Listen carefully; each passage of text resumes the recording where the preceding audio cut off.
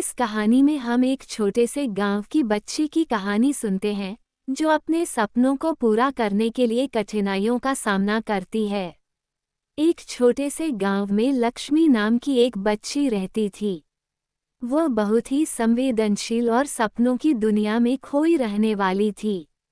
लक्ष्मी के दिल में एक सपना था कि वह एक दिन अपने गांव को ऊंचाइयों तक ले जाएगी और उसे खुशहाली और सम्मान की ऊंचाइयां प्राप्त होंगी। लक्ष्मी के पास गरीबी के कारण कई कठिनाइयां थीं।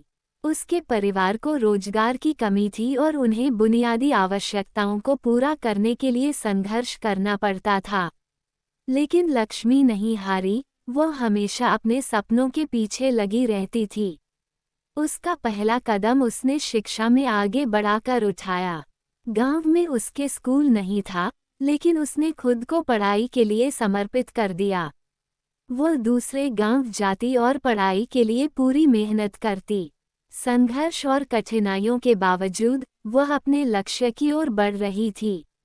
लक्ष्मी की दृढ़ता और मेहनत ने उसे सफलता की ओर ले जाया। उसने अपनी पढ़ाई पूरी की और उच्च शिक्षा हासिल की।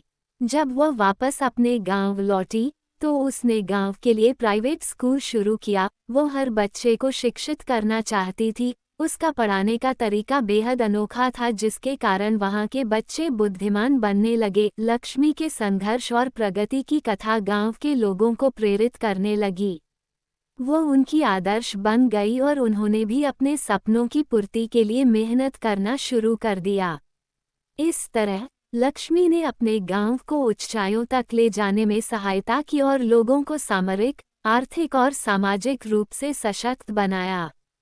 ये कहानी हमें सिखाती है कि हमें अपने सपनों के पीछे दृढ़ता से खड़े होना चाहिए।